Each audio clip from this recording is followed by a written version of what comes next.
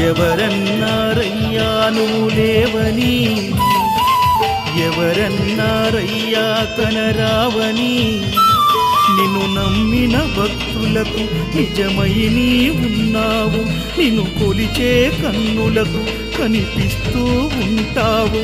ఎవరేమన్నా అనుకున్నా నిన్ను మరవనయ్యా.